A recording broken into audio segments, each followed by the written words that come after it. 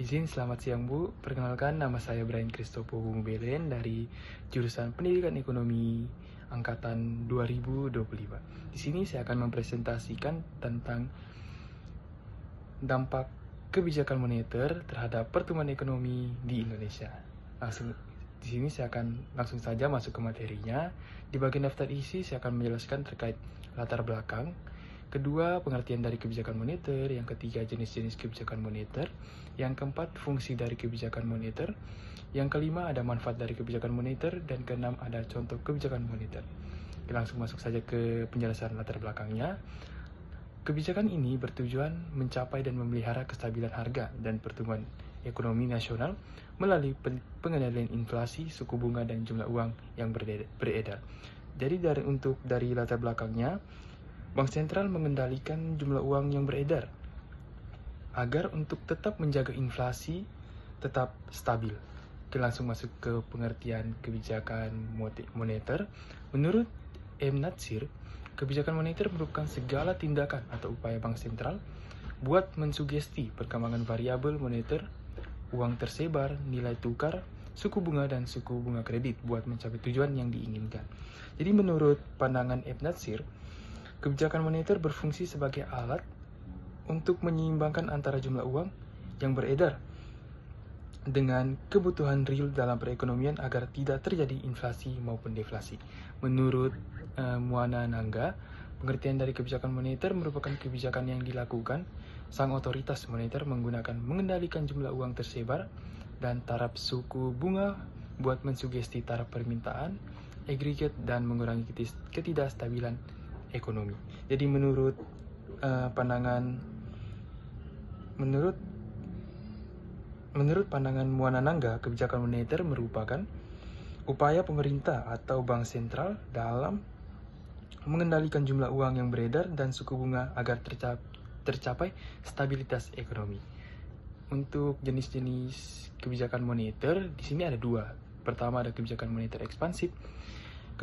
Mungkin arti dari kebijakan moneter ekspansif adalah kebijakan moneter ekspansif sering disebut kebijakan yang longgar atau easy money policy, ialah kebijakan yang mengatur jumlah uang yang dipasok dalam perekonomian. Caranya dengan menurunkan suku bunga membeli sekuritas pemerintah oleh bank sentral.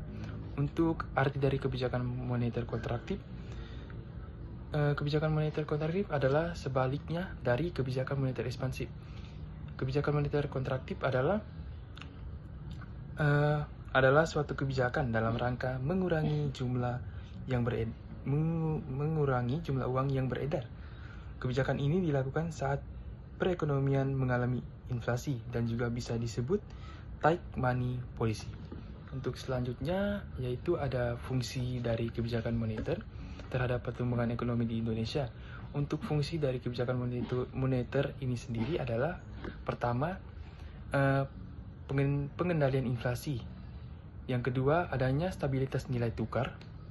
Yang ketiga, pengaturan suku bunga. Yang keempat, ada pengelolaan jumlah uang yang beredar. Yang terakhir, menciptakan stabilitas keuangan. Yang selanjutnya ada manfaat dari kebijakan moneter terhadap pertumbuhan ekonomi di Indonesia. Untuk manfaatnya adalah inflasi akan terkendalikan dan akan mengalami stabilitas.